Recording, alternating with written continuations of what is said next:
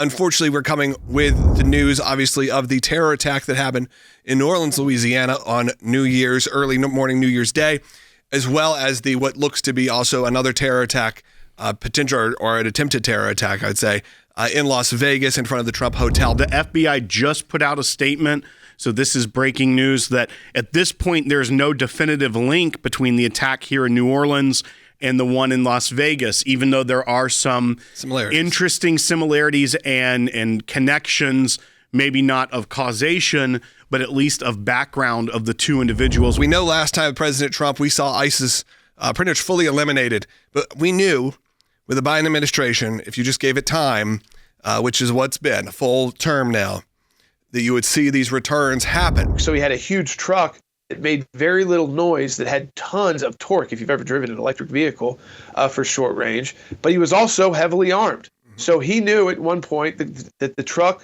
would no longer be able to continue moving, and that he would be jumping out of the vehicle and firing upon people. We know he did shoot at least a couple of police officers. We don't know if any of the fatalities yet are linked to gunshot wounds, but 35 people are still in the hospital, 15 dead.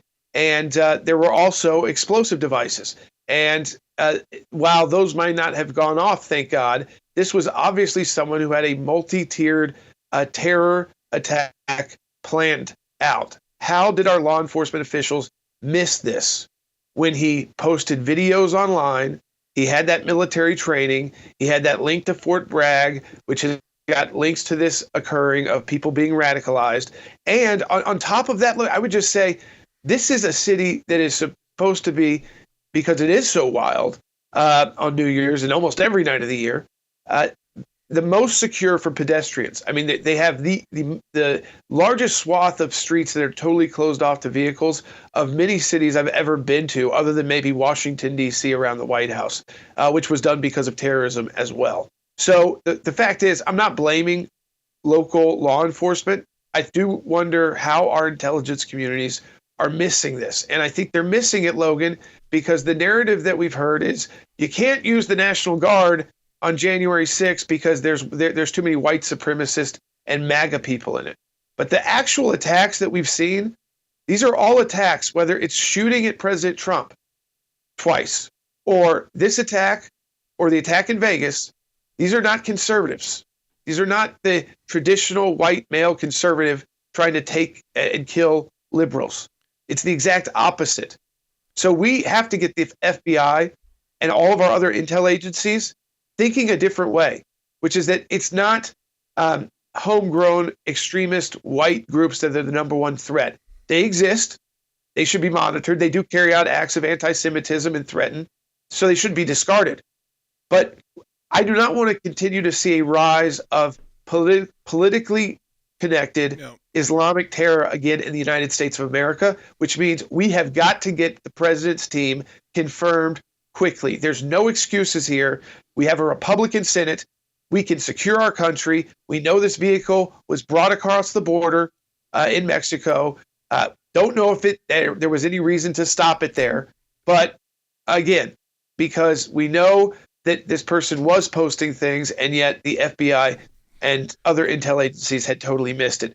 They're never going to be perfect, guys, but I think that the Biden team has been, for 4 years, focused on trying to find bad actors that don't exist in great number because they didn't want to track Islamic terror. And now it's going to be up to President Trump. Two sources told Chad Pergram at Fox News that the FBI had no intelligence on the attacker in New Orleans before the attack. But we know several things. We also know that he had served at Fort Bragg, now Fort Liberty. The other individual at the Trump hotel bombing had also served there. They are saying that they don't believe they're connected at this point. But one of the most striking things, Jordan, was the very first message from the FBI after this attack was that they didn't believe it was an act of terror. But they already had an ISIS flag that was being flown on the back of that truck in their possession. And they went out and tried to control a narrative that they knew they would never get away with, but that was the first statement the FBI put out. That's what's wrong with our FBI, is that they're trying to spin a narrative instead of telling the truth, being transparent, and getting to the bottom of it when it's inconvenient to what they've been pushing. Remember, at Fort Bragg, Fort Liberty, we at the ACLJ fought with and got confirmation they were getting rid of a training program where they were training people at Fort Bragg, Fort Liberty, that the domestic terrorists they had to be worried about were pro-life sidewalk counselors or people that were a part of Operation Rescue.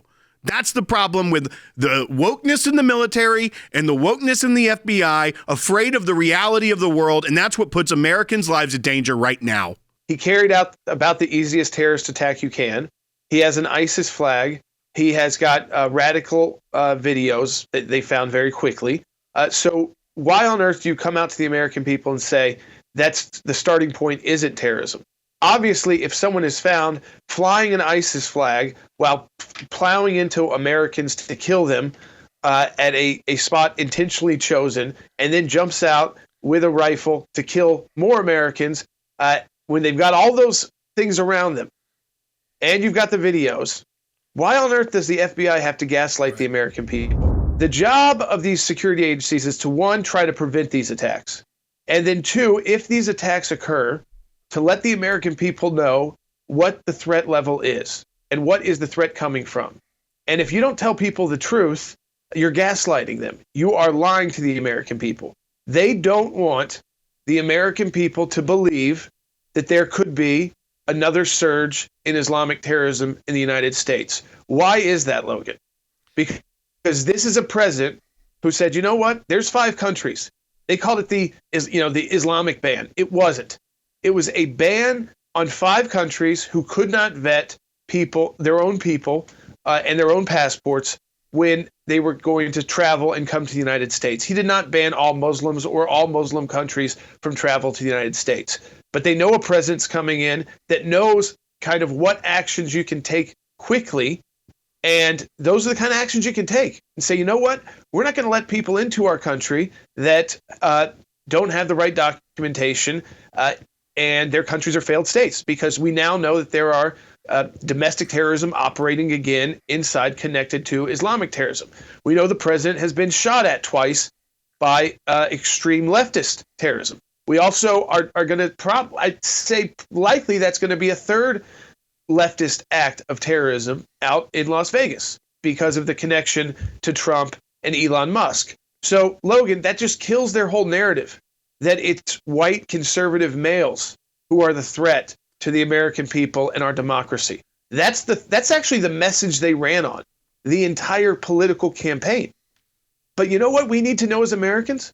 If we need to be on the lookout because there has been a tick up in terrorist activity that's politically or religiously motivated, just tell the truth. And you know what? If that narrative turns out to be not as correct, I'd rather people be safer than worry about upsetting people's political correctness and their ideas that somehow this Biden administration had made America more secure. This is an example. The Biden administration has made us less secure because they took their eye off the ball of what actually mattered in governing our country.